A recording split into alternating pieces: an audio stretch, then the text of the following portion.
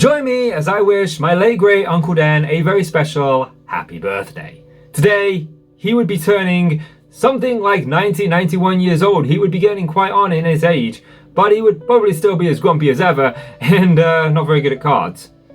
But my Uncle Dan was a very important part of my life, not just because he was my uncle, but because he kind of filled that role of a grandfather. He always lived with my granddad and my nan, but when my granddad passed away before I was born, he continued to live with my nan. So growing up, I always had a nan and an Uncle Dan instead of a nan and a granddad, and he was so important in my life. He used to take the mick out of me when I used to grow my bum fluff, as he used to call it, on my upper lip, and he used to give me his razor and make me shave when I was a teenager. He used to take mick out of me when I started growing my own hair. He used to take mick out of me when I got my first girlfriend. Yeah, he taught me how to play cards, and one of my favorite memories of my Uncle Dan, my absolute probably favorite memory that I have, is when I got out of hospital when I was a kid, and he had to look after me while my mum went and did the shopping, because my mum had bought me Super Mario 64, yes, this game right here. She had bought me that, and I hadn't been able to play it because I'd been unwell, but now I was fine. Now I was good. So I sat down and I picked up my N64 controller and I started playing this game, and I started talking his ear off about this game.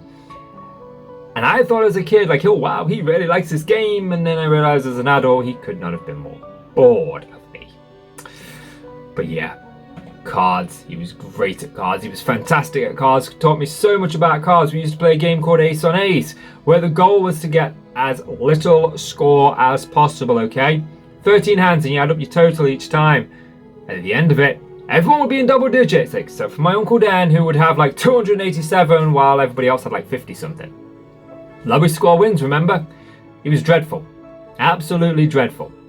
But one of my favourite things he used to do was, he would come in and he would go, want a drink? Pen, put kettle on. My mum would have to do the drinks. My mum would have to do the sandwiches.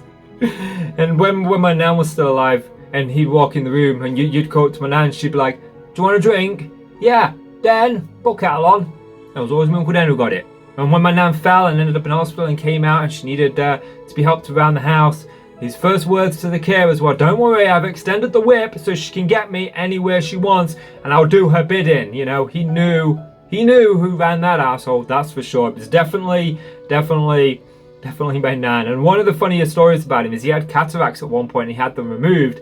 And after he had them removed, the strangest thing happened, because he started seeing the ghosts of cats and dogs. And he would start petting these cats and dogs around the house and nobody else could see, but he could. He could. Strange and bizarre, but I miss him and I wish him a very happy birthday, and I look forward to the day I see him again. Happy birthday.